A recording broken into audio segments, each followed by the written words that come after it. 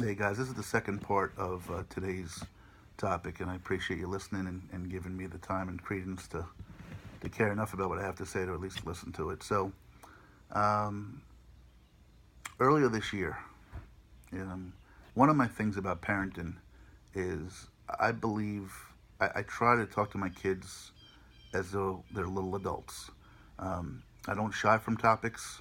I'm not afraid to let them watch a movie that has, an adult theme or an adult rating. I will not let them see anything that involves anything of a sexual nature. But if there's a curse word, if there's violence, um, I think that's life that as they're going to see it, and I don't think trying to protect them from it is going to do them any service. Earlier this year, not earlier this year, I apologize. A few years back, as an example, I went to a meet the teacher night, and the teacher went out of their way to mention how uh, my daughter had mentioned an episode of NCIS, and I think she was probably 8 or 9 at the time, and the teacher looked at me with such condemnation and judgment. Like, how are you letting an 8-year-old watch NCIS? And I, I have no problem with it. You know, is it an adult topic? Absolutely. But I think if we try to protect these kids, how are they going to learn about life? They're not going to learn it from a square sponge and a talking starfish. I'm sorry, they're just not. How do I look at my kids in the eye and pretend that that's what life is, and then have to explain to them why this year 18 kids died in Florida because somebody went down and shot them. Explain to them why their school district was closed for 3 days because somebody made a death threat on a Facebook page about shooting up the schools. How do I take these young people and talk to them about life and answer them without talking about these issues? Okay? If you know my story, you know that I've had family members that have faced some I don't want to say terrible, but I mean their demise was at the hand of uh, other folks. So this has affected my family, and I believe if you talk about it and you answer the question honestly without paying it too much drama, the kids don't pay it too much drama, but it gives you an opportunity to discuss it and learn about it. So, I don't have any problem that my kids watch NCIS with me. We don't watch many programs, just as equally. One of my favorite moments of the summer is sitting down and watching America's Got Talent with my kids. So, it's not all morbid. It's not all violence. America's Got Talent, by the way, folks. If you're a parent and not watching it with your kids, you're missing out because it's 2 hours to spend watching amazing talent. But there's usually some really heartwarming stories in there that you can learn from and build from. But as usual, I'm off topic again. So those are just a couple of thoughts. But so going back to earlier this year, to those of you that know, and I try to be careful what I say here so I don't offend anybody. Um, I have two biological kids, and I have my stepdaughter, um, who I just feel is my own, and a great young lady. And she shares custody between her mom and her dad. And so she's the half sister to my two. Um, but earlier this year, she goes to Catholic school here in York, Pennsylvania, and her school was taking them on a field trip to Washington, D.C., where they were marching on D.C. As a pro-life demonstration. So she had to wake up 4 o'clock in the morning, be at the bus by 4:30 to make it, and so forth. So there I go again with the so forth. God, I gotta stop that. Anyway, so I'm an early morning guy. I work early morning hours. I said no reason for anybody else to be put out. I took her down, got her on the bus, and gave her a kiss goodbye for her day at the field trip. Later that day, I was back at the house with the little ones, and they were asking me, Daddy, where's Grace going? Where did she go? What field trip did she go on? And I explained to her she went on a field trip, and my 11-year-old had understood some of what the topic was, but they didn't know what abortion was. So they asked me, and I tried to explain to them as best I could that abortion is when they terminate a pregnancy before the baby comes out, and it's a very sensitive subject for a lot of people, and there's a lot of people that are passionate about it, and some people feel that the minute a baby's created, it's a life and shouldn't be terminated, and to do so would be murder.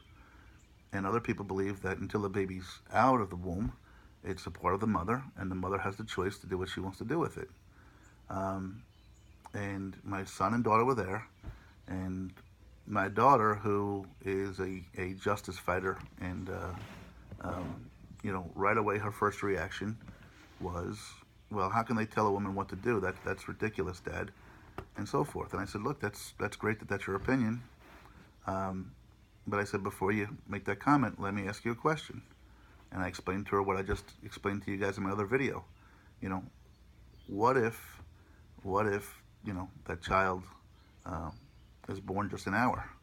Has anything changed? What would you think about a child if a woman had a child and somebody hurt that child an hour into life? Is that wrong? Is that murder? And she was absolutely it would be. And I said, well, that's how I used to think.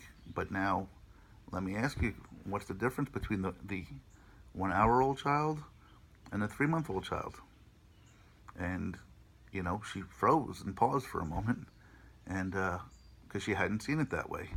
So I didn't take it any further than that. I didn't try to get her to make a decision or have a stance or anything like that. I was just glad I was able to explain what her sister, where she was, what the purpose of the rally was, have an intelligent conversation about what abortion is without being judgmental and trying to guide them to my beliefs. I want them to develop their own belief system. My son was there. He asked some questions. I don't think he was as, interested in the conversation as my daughter is, because he's usually seeing something shiny catch his eye in the form of a tablet or something like that he wants to go play a video game. But at least he was there for part of the conversation and was able to hear his sister's side and then kind of my devil's advocate side. So, I presented a few more points that pro-lifers preside to or offer up as why they feel the way they do. And you could see that in that moment, she had changed from being passionately, it's a woman's choice, to, wow, I'm not really sure now. And that's all I'm trying to do today, guys. So, again, part of my parenting skill with my kids is to go ahead and try to expose them to the world. And I don't hide them from anything. I don't glorify it. I don't go out of my way. But I think if you just take serious topics and you deal with them matter-of-factly, and you don't cause drama, you don't make a big deal of it, you get intelligent conversation, I think the kids are better off for it. So that was something that took place earlier this year. And again, I just want to share that with you, and maybe you guys see something with it and learn from it in a good way and say, hey, I kind of agree. And as a young couple with our young baby, maybe I'll do that. Or maybe you disagree totally and say, he's off the wall, you shouldn't do that, etc. Again, I'm not trying to say what's right or wrong. I'm just telling you what works for me and my family. But that discussion that I had with an 11-year-old and an 8-year-old was great. And as a kind of a follow-up to that, you'll hear me talking about movies and music. I think they're magical in terms of the lessons that you can learn from them, the opportunities they are for teaching, because some people may be saying it's inappropriate to watch that with a kid, or to talk about that with a kid. Earlier this year, we tend to watch a lot of movies as a family, and sometimes I pick the movie. I don't let them pick it. And it was one morning, it was a weekend morning, and I sat here and watched A Time to Kill with Matthew McConaughey and Ashley Judd and Sandra Bullock. And again, that movie tackles a whole lot of stuff, right? That movie tackles racism and vigilantism and a lot of different things. But what it did was it opened up a dialogue with the kids. So was there a scene in there that I kind of skipped over? Absolutely there was. But my kids got to see something that wasn't animated, that was real life, that causes them to think. And that's what I ask folks to do. If we point the thumb, if we think before we react, if we take ownership, I don't think that we are doing our kids a service by not opening them up to these things at an early age. Again, a square sponge and a pink talking starfish isn't going to get these kids where they need to be, especially when they're hearing on the news and seeing such craziness out there in the world. Just last weekend, before I took the journey, It was a movie I always wanted the kids to see for a couple of different reasons. Um, One of them is that my kids have been taught when they see somebody that's in the service, whether it be military, firefighter, EMT, police officer, they go up and thank them for the service. Well, we watched a movie called Stalag 17, which, if you've never seen, is one of the all-time great movies. But it talks about jumping to conclusions. It talks about, it exposes what prisoners of war are. Nobody knows. If you remember the old TV show Hogan's Heroes was based upon this movie, but it's just a movie that's teachable. Earlier this year, along with The Time to Kill, we watched To Kill a Mockingbird, one of the all-time great movies. And does it talk about incest and racism and rape and some other things? Absolutely it does. Does it talk about maybe even mental disease in terms of Boo Radley? Maybe it does. But getting these three kids together to watch a movie like that and giving them food for thought, giving them reason to think.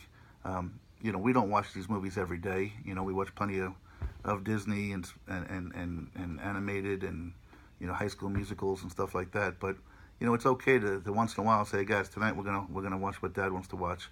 And the same thing goes for music. Another quick story I'll share with you about music that I really appreciate. A lot of these kids will never hear some of the great songs of the day because it's never going to be played on the radio again. Everything's pop or they're YouTubing things and stuff like that. So I remember one thing that meant a lot to me was I was taking the family on a vacation a few years ago, and we were driving down the road, and at the time my son was probably 6. I want to say he was 6. If you've seen any pictures of him, the Tux with me, it was a fun trip. But Joy to the World came on, and Black and White came on by Three Dog Night. And if you look at my iPhone, my music selections, you'll see plenty of of hokey music that I have for the kids, but I have some stuff too that I want them to hear. Harry Chapin and Cats in the Cradle. Music teaches lessons. But what was really funny about this moment was my son, who was 6, was singing the song word for word. And, their mom and I are not together right now. We're separated, or we're co-parenting. But she was in the front seat with me. We were all going on vacation as a family. And, a lot of people don't appreciate or recognize those little things. Well, she turned around and said, you guys, it's amazing that you know that song, but you guys should really thank your dad because the only reason you know that song is because he brought it to your attention. And music teaches as well. And it does. And I was also very grateful, when you're acknowledged for something like that. She didn't have to, but she chose, she did. She acknowledged it. She thanked me.